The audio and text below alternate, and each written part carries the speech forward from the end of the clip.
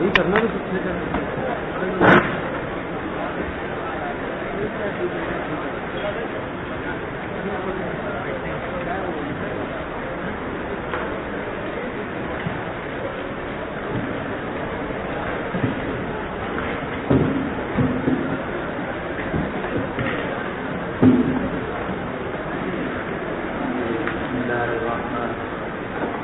بسم الله الرحمن الرحيم. بالسند المتصل منا إلى الإمام الهمام الحافظ الحجة أمير المؤمنين في الحديث أبي عبد الله محمد بن إسماعيل البخاري رحمه الله تعالى ومتعنا بعلومه وفيوضه وبركاته آمين.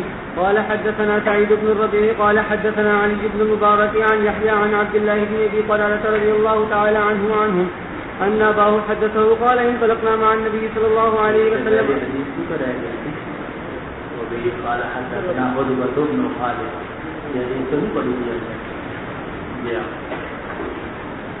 وبه قال حدثنا هربة بن خالد قال حدثنا همام عن قتادة أن أنس أخبره قال اعتمر رسول الله صلى الله عليه وسلم 4 عمر كلهم أن أنس رضي الله عنه وعنهم أخبره قال اعتمر رسول الله صلى الله عليه وسلم 4 عمر كلهن في ذي القعدة إلا التي كانت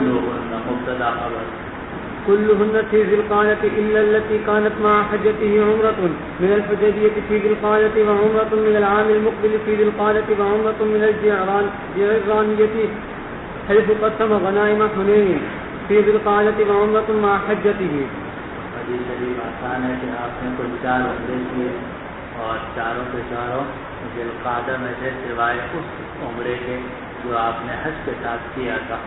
تو ایک عمرہ آپ نے حدیبیہ میں کیا. اب اس پر اشکال پیدا ہوتا ہے کہ حدیبیہ میں تو احصار پیش آ گیا تھا اور حدیث ذبح کر کے حدی نحر کر کے آپ حلال ہو گئے تھے. تو جواب یہ ہے کہ دیکھنے میں اگر کہ عمرہ نہیں ہوا لیکن عمرے کا ثواب تو حضور صلی اللہ علیہ وسلم اور صحابہ رضوان اللہ علیہ اجمعین کو پورا ملا تھا. اور یہ بات قرآن مجید میں بھی ہے وَمَنْ يَخْرُجْ مِنْ بَيْتِهِ مُهَاجِرًا إِلَى اللَّهِ وَرَسُولِهِ ثُمَّ يُدْرِكْهُ الْمَوْتَ فَقَدْ وَقَعَ أَجْرُهُ عَلَى اللَّهِ. تو اگر آدمی نکلے لیکن کام نہ کر سکے تو ثواب کے اندر کوئی کمی نہیں آتی. اس لیے اس کو تعبیر کیا گیا عمرے سے. اور باقی البتہ جو آپ کا عمرہ کا حج کے ساتھ وہ ظاہر ہے کہ ذو الحجہ کے شروع میں ہوا تھا. جی. وبه قال حدثنا سعيد بن الربيع قال حدثنا علي بن المبارك عن يحيى عن عبد الله بن أبي قلابة رضي الله تعالى عنه وعنهم أن أباه حدثه قال انطلقنا مع النبي صلى الله عليه وسلم عام الحديبية فأحرم أصحابه ولم نحرم. یہ حدیث تو گزر گئی ہوگی. بڑے مشہور حدیث ہے اور اسی کے اندر وہ حمار وحشی کے شکار کا واقعہ پیش آیا ہے. اب سوال یہ پیدا ہوتا ہے کہ سارے صحابہ نے عمرے کا احرام باندھا ہوا تھا حضرت وہ قتادہ رضی اللہ عنہ نے کیوں نہیں باندھا تھا؟ جواب کیا ہے؟ کون بتائے؟ ہاں حضور صلی اللہ علیہ وسلم نے ان کو ایک حاجت کے لیے یعنی ایک قبیلے سے زکوٰۃ کی اور صدقات کی وصولی کے لیے بھیجا ہوا تھا. تو اس لیے چونکہ ان کی نیت عمرے کی نہیں تھی اور نہ حرم میں داخل ہونے کی نیت تھی اس لیے انہوں نے احرام نہیں باندھا تھا. تو کچھ یاد ہے ماشاء اللہ؟ ابھی نیا پڑھا ہے میرا خیال ہے نا.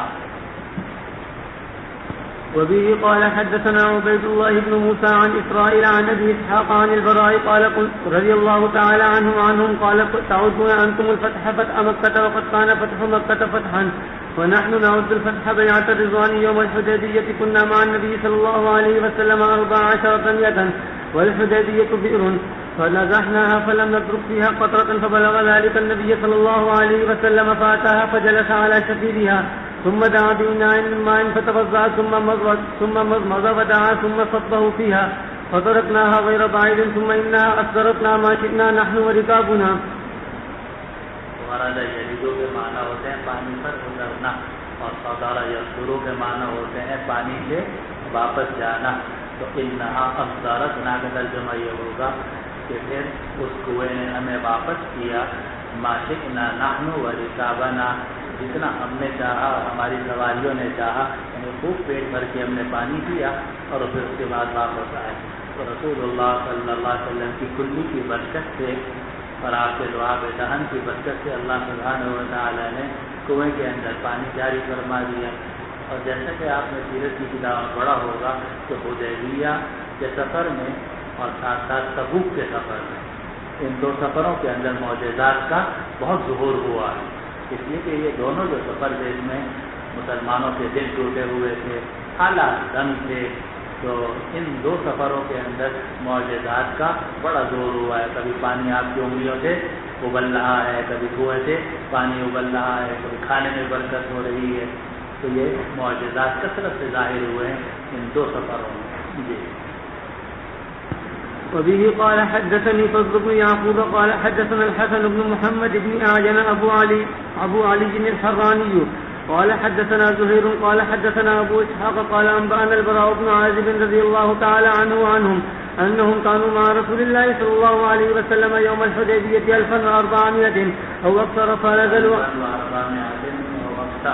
تو میں آپ کو بتایا تھا کہ جب آپ نکلے تو آپ کی تعداد 1300 کی. 100 صحابہ رضوان اللہ علیہ راستے میں مل گئے, مختلف جگہوں سے آپ کے ساتھ ہوتے رہے تو 1400 ہو گئے. اور اگر عورتوں اور بچوں کو بھی شامل کر لیا جائے تو ان کی تعداد 1500 ہے. اور ایک روایت کے اندر ٹھیک آ رہی ہے کہ کل جو لوگ تھے وہ 1525. چلو تمام روایات کے اندر تصویر ہو جاتی.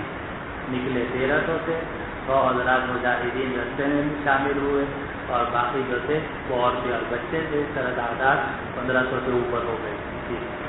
فنزلوا على بئر فنزحوها فأتوا رسول الله صلى الله عليه وسلم فأتى البئر فقعد على جزيرها ثم قال ائتوني بدلو من مائها فأتي به فبصق فدعا ثم قال دعوها ساعة فأرغوا أنفسهم وركابهم حتى ارتحلوا. بسم الله الرحمن الرحيم.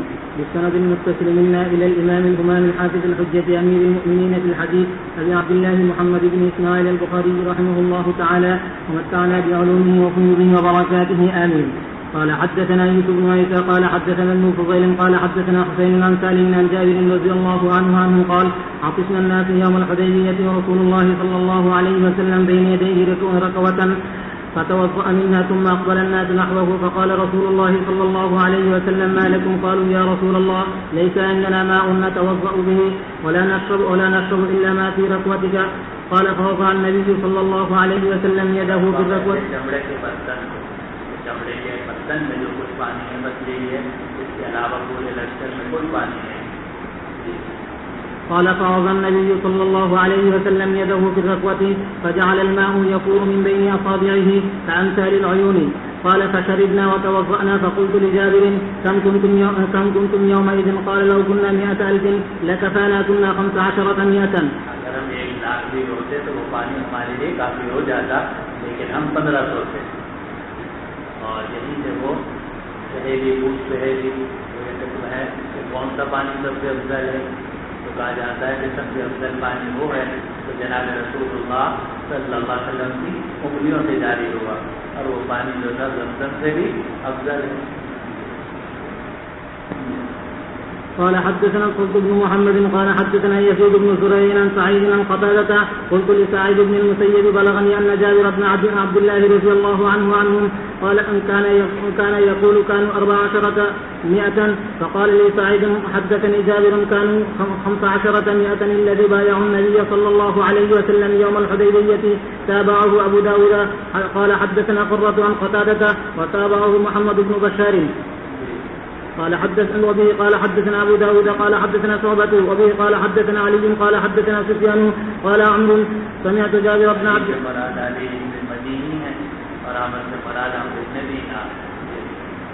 سمعت جابر بن عبد الله رضي الله عنه قال لنا رسول الله صلى الله عليه وسلم يوم الحديبية أنتم خير أهل الأرض وكنا 1400 ولو كنت أبصر اليوم خير أهل الأرض. تم اس پر زمین میں سب سے بہترین لوگ, اس لیے کہا جاتا ہے کہ صحابہ میں سب سے افضل جو ہے وہ خلفاء راشدین ہیں. پھر درجہ ہے عشرہ مبشرہ کا, پھر درجہ ہے اصحاب بدر کا, پھر درجہ ہے اصحاب احد کا, پھر اس کے بعد درجہ ہے اصحاب بیعۃ رضوان کا. لقد رضی اللہ عنہم زمین کی یبایعونک تحت الشجرہ، تو حضور صلی اللہ علیہ وسلم فرمایا انتم خیر اہل الارض، تم زمین کے اندر سب سے بہترین لوگ. اور یہی یہ بحث چل پڑی کہ حضرت خضر علیہ السلام زندہ تھے یا نہیں. تو یعنی اگر وہ زندہ تھے تو یہاں تو وہ شامل نہیں تھے، تو اس کا مطلب یہ ہے کہ ان کی زندگی نہیں. اگر زندہ ہوتے تو وہ تو نبی تھے، ان پر تو وہی آتی تھی، تو اس لیے وہ انتم خیر اہل الارض میں کیسے داخل ہوں گے. تو بعض علماء نے فرمایا کہ وہ تو عرض پہ نہیں تھے بلکہ ماں پر تھے، پانی پہ. اب بعض لوگوں نے کہا کہ نہیں، وہ جو تھے وہ اسی لشکر کے اندر شامل تھے حضور صلی اللہ علیہ وسلم کے ساتھ. اور آپ کو پتہ یہ مسئلہ ایسا ہے جس میں علماء کا اختلاف رہا ہے کہ خضر علیہ السلام زندہ ہیں یا نہیں ہیں.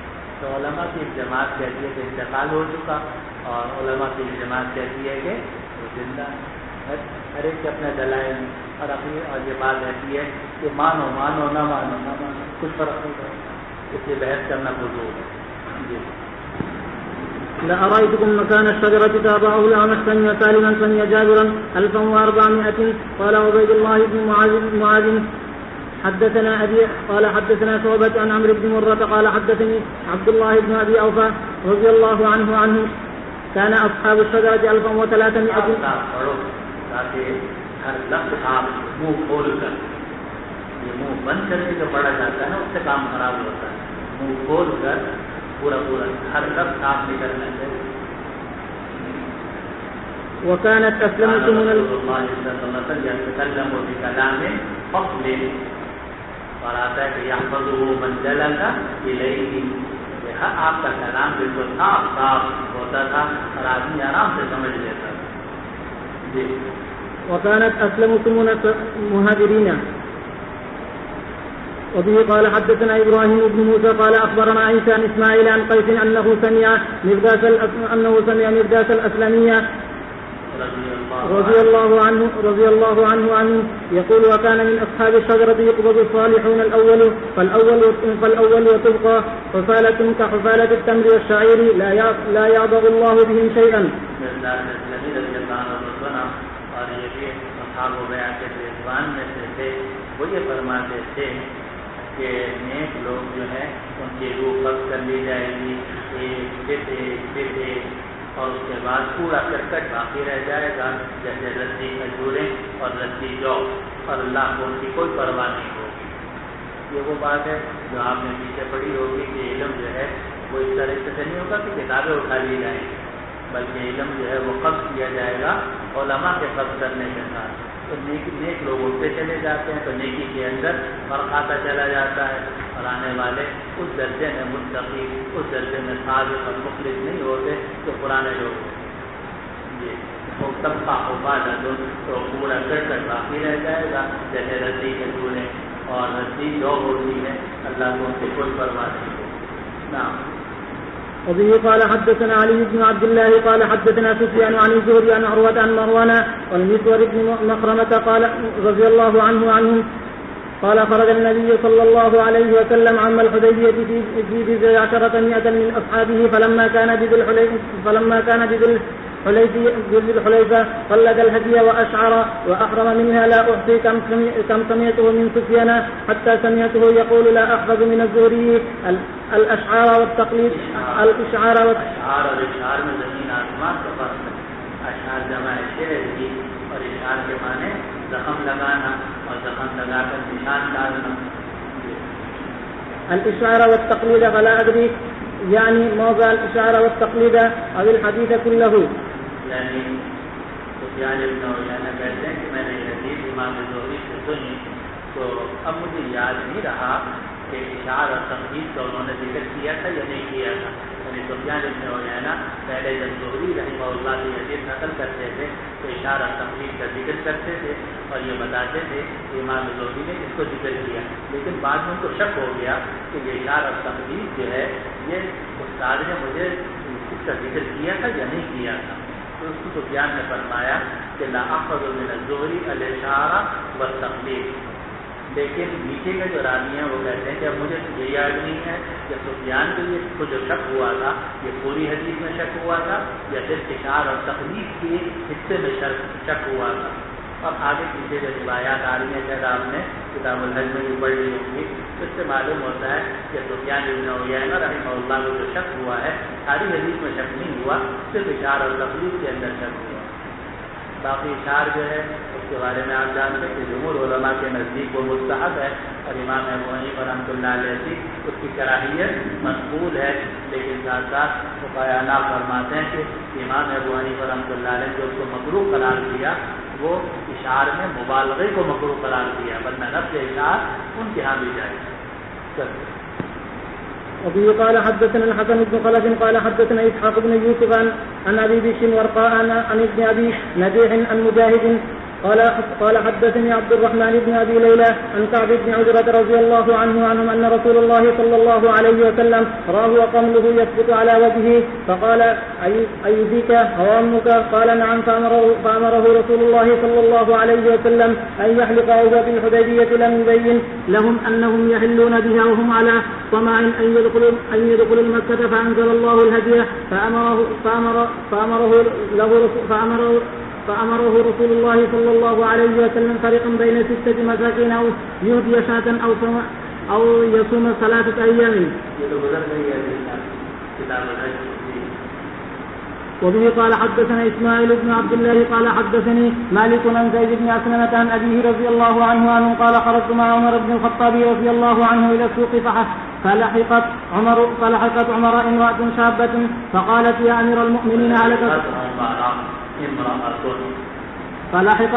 امرأة شابة فقالت يا أمير المؤمنين هلك زوجي وترك فدية صغارا والله ما ينتجون قراءة ولا لهم زرع ولا ضرع وخشيت أن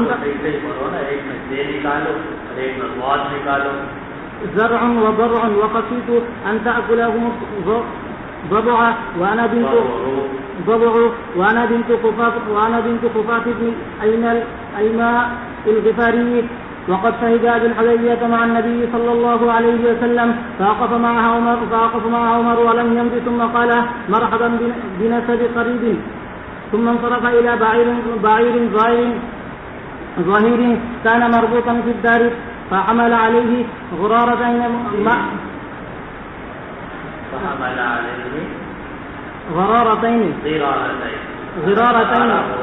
جو غرارہ مصدر ہے اور یہ غرضہ یہ اردو سے نکلا ہے, جس کے معنی دھوکہ دینے کے, اور اگر غرارہ ہو تو وہ کہتے ہیں تھیلے ہو, تو یہ آپ کے یہاں بھی غرارہ اور یہ تھیلے کی طرح ہوتا ہے بڑا, اصل میں غرارہ کہتے ہیں تھیلے, بڑا تھیلا. جی ملأهما طعاما وحمل بينهما نفقة وثيابا ثم ناولها بخطامه ثم قال اقتاديه فلن يفني حتى يأتيكم الله بخير. فقال رجل يا أمير المؤمنين أكثرت لها؟ قال عمر ثقلتك أمك والله إني لأرى أبا هذه وأخاها قد حاصرا حصنا زمانا فافتتحاه ثم احتسبنا ثم أصبحنا نستفئ سهمانهما فيه. زید بن اسلم کہتے ہیں اپنے والد سے نقل کرتے ہیں اسلم سے جو عمر فاروق رضی اللہ عنہ کے آزاد کردہ غلام تھے اور ان کے خادم خاص تھے, کہ میں عمر فاروق کے ساتھ بازار گیا تو وہاں عمر فاروق کو ایک نوجوان عورت ملی اور کہنے لگی کہ امیر المومنین میرے شوہر کا انتقال ہو گیا ہے اور چھوٹے چھوٹے بچے اس نے چھوڑے ہیں, اللہ کی قسم وہ پائے بھی نہیں پکا سکتے, واللہ ما ينضجون قرآن, اللہ کی قسم وہ نہیں پکا سکتے پائے.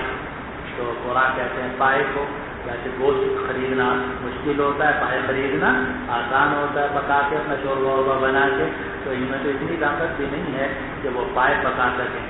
ولا لهم زرع ولا غرع, اور نہ ان کے پاس کوئی کھیتی ہے اور نہ ان کے پاس تھن ہے. تھن کا مطلب یہ کہ نہ بکریاں ہیں نہ گائے ہے اور نہ اونٹنیاں ہیں کہ جن کا دودھ پی سکیں. اور مجھے ڈر ہے کہ بجو ان کو کھا جائیں گے, مجھے ڈر ہے کہ بجو ان کو کھا جائیں گے. آپ کو شاید معلوم ہوگا کہ بجو جو ہے وہ قبر میں چلا جاتا ہے اور لاشیں کھاتا ہے. تو مقصد یہ ہے کہ مجھے ڈر ہے کہ یہ بچے اس فاقے کی وجہ سے مر جائیں گے اور یہ دفن ہو جائیں گے تو بجو ان کو کھائیں گے. یہ مطلب ہے مجھے ڈر ہے کہ بجو ان کو کھا جائے گا. اور میں خفاف ابن ایما غفاری کی بیٹی ہوں اور میرے والد حدیبیہ میں شریک ہوئے تھے نبی کریم صلی اللہ علیہ وسلم کے ساتھ. جب یہ سنا تو ہمارے فاروق کھڑے ہو گئے. ولم جمزی آگے نہیں بڑھے, وہیں رک گئے, کھڑے ہو گئے. پھر فرمایا مرحبا بنسب قریب, مرحبا ہے نسب قریب کے ساتھ. کیا مطلب کہ تم تو ہمارے بہت قریبی نسب کی ہو, یعنی تمہارے والد ہمارے ساتھ صلح حدیبیہ میں شریک رہے ہیں. پھر عمر فاروق واپس پلٹے ایک اونٹ کی طرف جو بڑا مضبوط تھا, ظہیر کہا جاتا ہے جس کی ظہر بڑی مضبوط ہو, تھکا ہوا, جس کی کمر بڑی مضبوط ہو, ایک مضبوط اونٹ کی طرف پلٹے جو گھر میں بندھا ہوا تھا. اور عمر فاروق نے اس کے اوپر 2 تھیلے یا ترجمہ کر لو 2 بوریاں ہیں جی, 2 بوریاں اور 2 تھیلے اس کے اوپر لادے جن کو کھانے سے بھرا ہوا تھا, غلے سے بھرا ہوا تھا, اور ان کے درمیان نفقہ اور کپڑے بھی اس پر سوار کیے. اور پھر وہ اونٹ اس عورت کو دے دیا اس کی لگام کے ساتھ اور فرمایا اقتالی, تم اس کو کھینچ کے لے جاؤ, یہ اونٹ بھی تمہارا, اس کے اوپر جتنا سامان کپڑے غلے ولہ سب تمہارا, لے جاؤ اس کو. اور اللہ تعالیٰ فلن یبنیا, اور ہرگز یہ غلہ ختم نہیں ہوگا یہاں تک کہ اللہ تعالیٰ تمہارے پاس خیر دے کر آئیں گے, یعنی اللہ تعالیٰ تمہیں مزید عطا فرما دیں گے. ایک آدمی نے عرض کیا کہ امیر المومنین آپ نے تو اس عورت کو بہت سارا دے دیا. عمر فاروق نے فرمایا تیری ماں تجھے روئے, تیری ماں تجھے روئے. اللہ کی قسم میں دیکھ رہا ہوں, یعنی اب بھی مجھے وہ منظر یاد آ رہا ہے.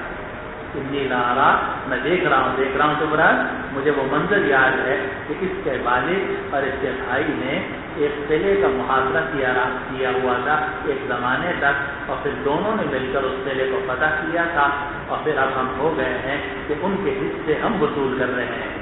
کیا مطلب کہ وہ تو دنیا سے چلے گئے, لیکن انہوں نے حدیبیہ میں شرکت کی, اور حدیبیہ کے بعد انہوں نے خیبر کے قلعوں کا محاصرہ کیا, اور پھر وہ قلعے فتح ہوئے. آج ان کی آمدنی ہم کھا رہے ہیں, لیکن یہ مجاہدین کی برکت سے ہے جو اس دنیا سے جا چکے ہیں. معلوم ہے کہ حکومت اسلامیہ کی ذمہ داری ہے کہ جن مجاہدین نے اور جنہوں نے ریاست کی خدمت کی ہو, دین کی اور مسلمانوں کی خدمت کی ہو, ان کے بال بچوں کا خیال رکھنا. جی نحصد نتحفظ. جی بسم الله الرحمن الرحيم. وبالسند المتصل منا إلى الإمام الهمام الحافظ الحجة أمير المؤمنين في الحديث أبي عبد الله محمد بن إسماعيل الجوفي البخاري رحمه الله تعالى. متانا حافظ ہو آپ تمہیں تو پتہ نہیں چلتا کہ تم حافظ.